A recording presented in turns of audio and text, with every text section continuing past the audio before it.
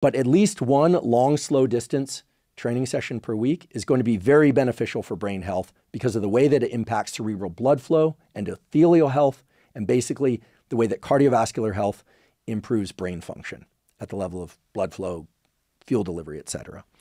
The second thing is to include at least one workout per week that's of the so-called high-intensity interval training type. Now, there are a lot of different types of high-intensity interval training out there. In fact, Dr. Andy Galpin says, we'll hear about, say, like the 4x4x4 protocol, right? 4 minutes of going as hard as you can for 4 minutes, basically where there's no variation in the intensity through that whole 4 minutes. You're going hard the whole 4 minutes, but only as hard as you can for the entire 4 minutes, then resting 4 minutes, and then repeating that 4x4 cycle 4 times. Okay, so that's one way to do it. But Dr. Andy Galpin would be the first to tell you that you probably also get great results from a 3x3x4 type of workout or a 6x6x6 type of workout. Although for many people, that's going to be too much and too intense. Or if you're me and you prefer a high intensity interval training session that is more like a 2 minutes on as hard as you can go for 2 minutes and then rest for say 3 to 4 minutes and then repeat maybe 4 times, maybe 5 times, well then do that.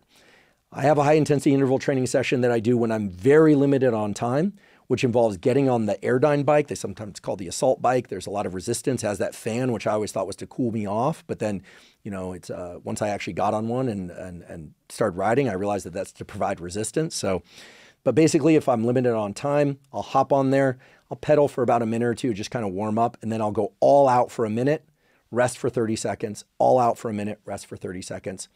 The first 3 or 4 of those cycles, feeling pretty good. By the 7th and 8th one, I'm praying. And generally when one finishes that type of workout, your heart rate is very, very elevated. Now, I don't tend to track my heart rate during exercise. Perhaps I should, but I don't like to get, too weighed down with technology when I exercise. I like to go more on feel. That's just me. I find that my heart rate is extremely high right as I get off that thing. But, 5 minutes later, it's back to baseline. And I certainly feel energized after doing that to go do some cognitive work, to shower up and to head to work, that sort of thing. So pick a high intensity interval training session that you can do at least once per week and that works for you. And again, it's really important to pick a form of exercise for the high intensity interval training that you can do without getting injured. This is so important. One way to really limit your brain health and bodily health is to get injured and to not be able to exercise. In a few minutes, I'll tell you about what happens when you don't exercise for a certain duration and how that negatively impacts your brain health. And it's not that long before that starts to happen.